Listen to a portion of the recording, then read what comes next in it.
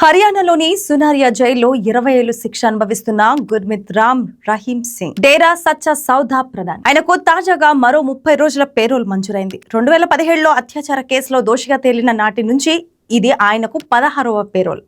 మే 27 ఉదయం 6:30 గంటలకు కట్టుదిట్టమైన భద్రత మధ్య విడుదలై నేరుగా సిర్సాలోని డేరా ప్రధాన కార్యాలయానికి చేరుకున్నారు. ఏడాది జనవరిలో 40 రోజుల పేరోల్ పొందిన ఆయనకు ఇప్పుడు మళ్లీ 30 రోజుల పేరోల్ దక్కింది. 20 ఏళ్ల జైలు శిక్ష పడిన వ్యక్తి 16 సార్లు పేరోల్ పై విడుదల కావటం, అలా బయట గడిపిన మొత్తం రోజులు ఏడాది దాటిపోవటం తీవ్ర చర్చనీయాంశంగా మారింది. 2017 ఆగస్టు నుంచి ఇప్పటి వరకు సుమారు 8 నెలలు జైలు కాలంలో రామ్ రహీం 454 రోజుల పాటు జైలు బయట గడిపారు. ఇది ఒక రేపిస్ట్ కు రెడ్ కార్పెట్ విసిరినట్లయింది. చట్టం ముందు అందరూ సమానులు అనే నియమానికి సవాలుగా న్యాయవాదులు విమర్శిస్తున్నారు.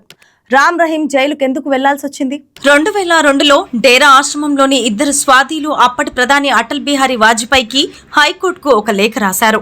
దేవుడి పేరిట డేరా బాబా తమపై లైంగిక దాడికి పాల్పడినట్లు ఆ లేఖలో వివరించారు. దాంతో సిబిఐ దర్యాప్తు మొదలైంది. సుదీర్ఘ విచారణ తర్వాత 2017లో స్పెషల్ కోర్టు రామ్ రహీం ను రేపిస్ట్ గా తేల్చి 2 స్వాధీలపై అత్యాచారానికి 20 ఏళ్ల కఠిన జైలు శిక్ష విధించింది.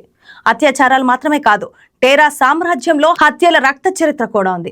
ఒక పాత్రికేయుడు, ఒక సాక్షి హత్య కేసులో దిగువ కోర్టు రామ్ రహీం కు జీవిత ఖైదు విధించిన హైకోర్టు ఆ కేసుల నుంచి నిర్దోషిగా విడుదల చేసింది. ప్రస్తుతం ఆయన కేవలం రేప్ కేసు శిక్ష పైనే జైల్లో ఉన్నారు. 2 వేరు ప్రపంచాలు. కానీ ఒకవైపు పేరోల్, మరోవైపు ఏళ్ల తరబడి జైలు. రామ్ రహీం కు పదే పేరోల్ లభిస్తున్న సమయంలోనే ఢిల్లీ అల్లర్ల కేసులో నిందితుడైన యాక్టివిస్ట్ ఉమర్ ఖలీద్ ఏళ్ల తరబడి జైల్లోనే ఉంటున్న సంగతి తెలిసిందే.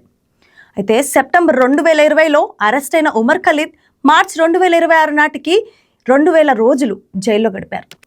అది ఇంకా విచారణ ప్రారంభం కాలేదు. అంటే సుమారు 5.5 సంవత్సరాలు జైలు జీవితం. ఉమర్ ఖలీద్ కు ఇప్పటి వరకు కేవలం 3 సార్లు మాత్రమే మధ్యంతర బెయిల్ లభించింది.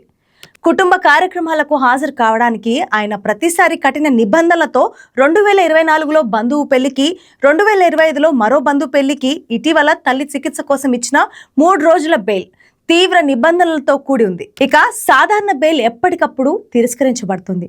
ఒక వ్యక్తి రేపిస్ట్ అయినా సరే ప్రతి ఎన్నికకు ముందు అనుకూలంగా పేరోల్ పొందుతున్నారు. మరో వ్యక్తి ఉమర్ ఖలీద్ ఇంకా విచారణ కూడా ప్రారంభం కాని స్థితిలో ఏళ్ల తరబడి జైలు జీవితం గడపటం న్యాయ వ్యవస్థలోని ఈ 2 విషయాలు తీవ్రమైన ప్రశ్నార్థకంగా మారాయి. మే 2026లో సుప్రీంకోర్టు మరొక ధర్మశాసనం తన స్వంత తీర్పుపైనే ఆందోళన వ్యక్తం చేసింది. Justice B V Nagarathna, justice Ujjal ధర్మశాసనం 2026 జనవరిలో ఉమర్ ఖలీద్ బెయిల్ కు నిరాకరించిన తీర్పును సవాల్ చేస్తూ బెయిల్ నియమం జైలు మినహాయింపు అనే సూత్రం UAPA కేసుల్లో కూడా వర్తిస్తుందని స్పష్టం చేసింది. అయితే ఆ ధర్మశాసనం ప్రకారం విచారణలో అనంతరం ఆలస్యం అయినప్పుడు ఎంత కఠినమైన చట్టమైనా ప్రాథమిక హక్కులకు ఉల్లంఘించకూడదు.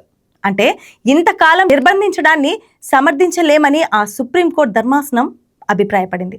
ఈ విమర్శలు జరుగుతున్న ఉమర్ ఖలీద్ ఇంకా జైల్లోనే ఉన్నారు. Ram Rahim payroll track record మరింత షాకింగ్. హర్యానా, పంజాబ్, రాజస్థాన్, ఢిల్లీలో ఆయనకు లక్షలాది అనుచరులు. ఇదొక భారీ ఓటు బ్యాంకు. అందుకేనేమో ప్రతిసారి ఎన్నికల పోలింగ్ కు కొద్ది రోజుల ముందు ఆయనకు పేరోల్ మంజూరవుతుంది. 2022లో పంజాబ్ ఎన్నికల ముందు 21 రోజుల పేరోల్, 2024 లోక్సభ ఎన్నికల ముందు 50 రోజుల పేరోల్, హర్యానా అసెంబ్లీ ఎన్నికల ముందు 20 రోజుల పేరోల్, మొత్తం 16 సార్లలో 10 సార్లు ఏదో ఒక ఎన్నికల సందర్భంలోనే పేరోల్ వచ్చింది.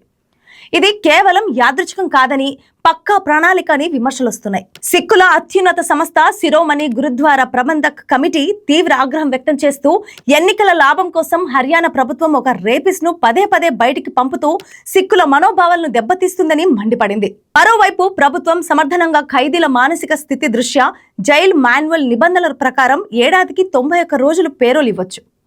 సత్ప్రవర్తన, సరైన కారణాల ఆధారంగానే చట్టబద్ధంగా పేరోల్ ఇస్తున్నామని వాదిస్తోంది. అయితే ఈ నిబంధనల సాకు వెనక రాజకీయ ప్రయోజనాలే కనిపిస్తున్నాయని, సామాన్య ఖైదీలకు ఇలాంటి పేరోళ్లు చుక్కలు చూపిస్తాయని విశ్లేషకులు అంటున్నారు. ఈ రకమైన పరిస్థితి ఎందుకు వచ్చింది? ఇప్పటికే సిబిఐ, ఐటీ, ఈడీ లాంటి వ్యవస్థలు తమ పక్షపాత వైఖరిని అనుసరించే పరిస్థితి వచ్చింది. పాలకులే ఈ రకమైన దుస్థితిని సృష్టించారు. న్యాయ వ్యవస్థను కూడా తీవ్రంగా ప్రభావితం చేస్తున్నారు. అయితే ఈ విషయంపై మీ అభిప్రాయాన్ని మాకు కామెంట్లో తెలియజేయండి. మరిన్ని అప్డేట్స్ కోసం చూస్తూనే ఉండండి ప్రగతి మీడియా. Thanks for watching.